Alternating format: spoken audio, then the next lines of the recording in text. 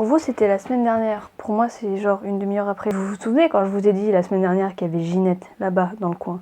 Bah, c'était pas Ginette, c'était la maman, et puis elle s'est réveillée. Elle est belle, hein, mais elle est juste au-dessus de ma tête là, donc je suis pas sereine. Elle est en train de tisser. Qu'est-ce que tu tisses, toi? Hey tout le monde, je vous retrouve aujourd'hui pour une nouvelle vidéo, et cette fois-ci, je vais vous faire un petit update lecture graphique. Je sais, je suis désolée de regarder en haut, mais ça me stresse d'avoir une araignée au-dessus de ma tête. J'aime pas exposer des araignées. Je suis trop petite. Ah! Là, je touche le plafond, du coup, ça fait moins d'1 mètre entre l'araignée et moi, c'est trop stressant. Désolée Ginette.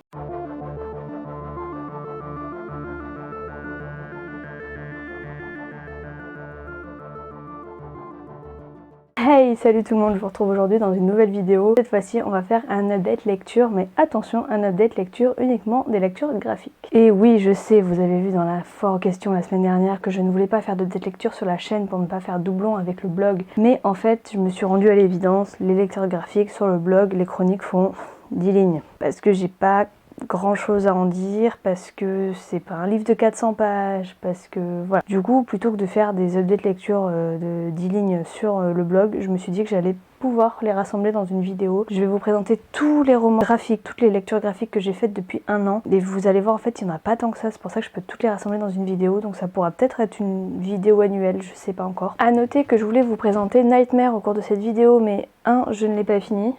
Je suis encore à la page 160. Et 2, c'est vraiment un roman graphique. Donc même s'il y a beaucoup d'illustrations et tout, ça reste un roman avec l'approfondissement des personnages et l'intrigue qu'il y a. Donc je pense que je pourrais en faire une chronique assez complète. Du coup, je pense qu'il aura sa chronique écrite sur le blog. Et je verrai pourquoi pas faire une vidéo spéciale ou alors il sera dans le prochain update lecture graphique. Comme d'habitude, pour les lectures un peu graphiques, je vais essayer, enfin non pas comme d'habitude, mais bon, comme sur toutes les vidéos où je vous présente un livre en particulier ou un livre qui a une mise en page particulière, je vais essayer de vous faire des inserts pour que vous puissiez quand même voir un petit peu l'intérieur de ces romans. Et du coup, on commence avec le premier album, premier ouvrage, et qui a été écrit par Mélanie Baranger et qui est publié chez Livresque. C'est un petit album jeunesse qui s'intitule Le chat qui rêvait d'être le fils de la lune, et c'est beaucoup trop mignon à découvrir. On parle d'un petit chaton abandonné qui se console en pensant que comme il est de la même couleur que la lune, c'est-à-dire blanc, la lune est sa maman, et donc voilà, on va suivre les petites aventures de ce chaton qui pense être le fils de la lune, et c'est beaucoup trop mignon. Je vous mets des inserts. Bon, c'est un album jeunesse, alors vraiment il n'y a pas grand chose à en dire, mais j'ai adoré le petit côté trop choupinou en fait. Il est vraiment pas long, mais il parle bien de bien-être animal, de la petite famille qui l'accueille et de ce petit chaton qui est un peu perdu. Enfin voilà, j'ai trouvé qu'on retranscrivait assez bien ce petit côté nouveau foyer, et c'était vraiment cool à lire. Deuxième ouvrage, je vous présente cette fois-ci une BD que j'ai achetée dans le cadre des 48 heures de la BD. Il s'agit de la Brigade du Cauchemar, tome 1, Sarah, de Franck Tilliez, Yogmi Dumont et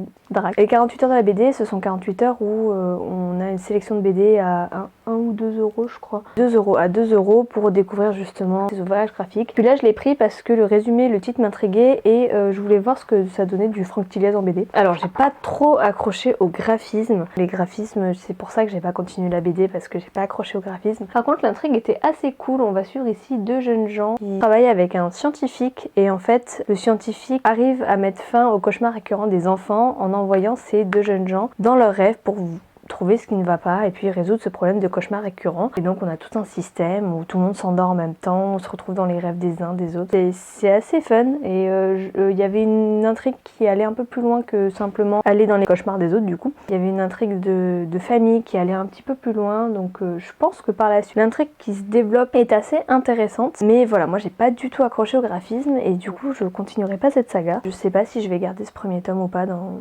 ma bibliothèque. Le troisième ouvrage que je vous propose, c'est pas une BD, c'est un artbook fragment, le sketchbook de Tiff, qui nous a rassemblé beaucoup de ses dessins sur quelques pages.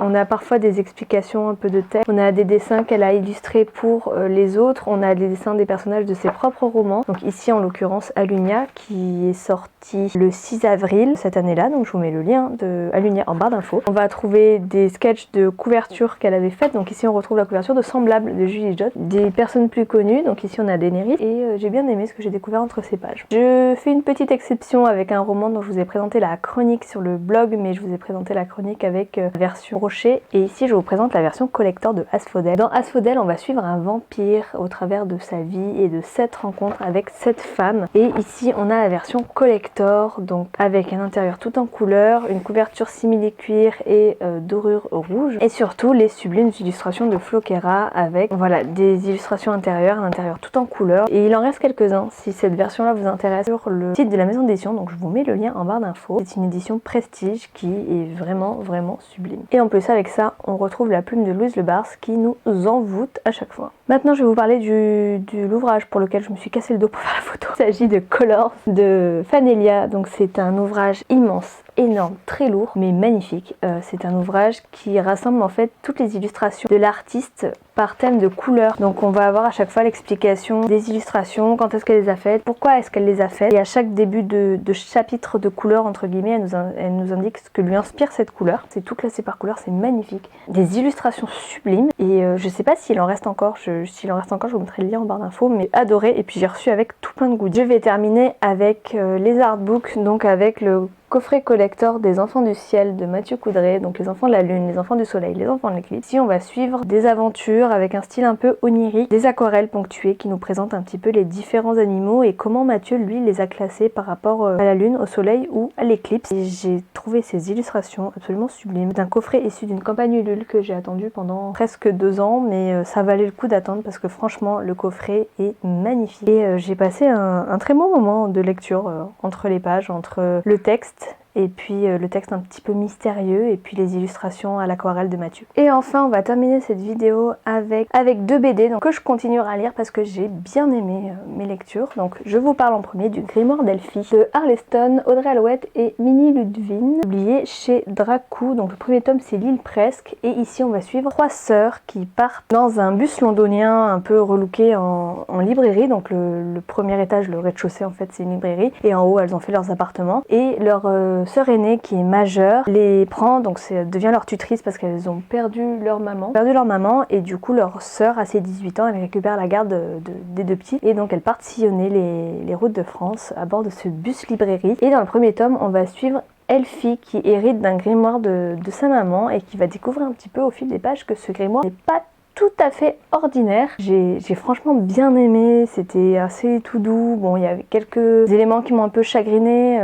La tante n'était pas obligée d'être aussi cariâtre, mais pour tout le reste c'était tout doux. J'ai adoré les planches un peu spéciales que je vous montrerai, que je vous montre d'ailleurs maintenant à l'écran. Adoré ces planches un petit peu spéciales et le style d'illustration. Et puis c'est une série que je continuerai avec plaisir. Et enfin on termine cette vidéo avec la BD qui m'a réconciliée avec les BD. C'est une BD que j'ai achetée sur les conseils de Louise de la chaîne Rêve ta vie en lecteur qui l'avait présenté dans les Booktubers Fête Noël et du coup ça m'avait convaincue, donc ensuite je m'étais rendue en librairie pour la commander et j'avais donc commencé Olive. Donc ici on a le premier tome Une lune bleue dans la tête, c'est une BD de Véro Cazot et Lucie Mazel, publiée aux éditions Dupuis. Et là on va suivre Olive, une jeune fille de 17 ans et un monde intérieur ultra riche, c'est-à-dire qu'elle est tout le temps plongée dans ses pensées. Elle a développé vraiment un univers intérieur peuplé avec gros canards de bain là vous savez, et puis une baleine. Vraiment elle est tout le temps plongée dans ses pensées. C'est une jeune fille qui est un peu à part, qui est un peu la risée de son école. Et là elle se retrouve à l'école en colocation dans sa chambre avec une jeune fille hyper extravagante alors qu'elle avait toujours dit qu'elle voulait rester toute seule dans sa chambre. Voilà, elle n'a pas le choix, elle doit cohabiter. Et dans le même temps, Olive va voir s'introduire dans son monde imaginaire, dans son monde intérieur, un cosmonaute totalement étranger. C'est pas elle qui l'a inventé mais il semble avoir sa volonté propre. Du coup c'est assez intriguant, du moins dans ce premier tome c'est vraiment l'intrigue majeure de ce premier tome.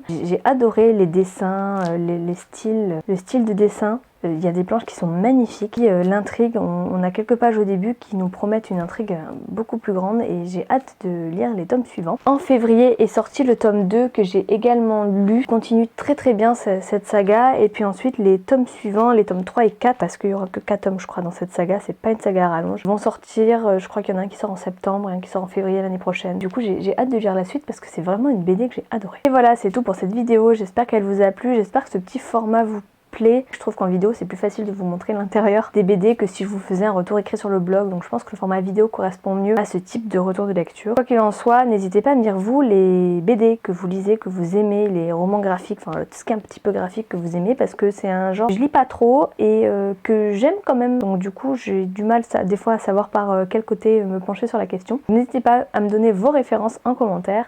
Moi je vous fais de très gros bisous et je vous dis à la semaine prochaine pour une nouvelle vidéo. Bye.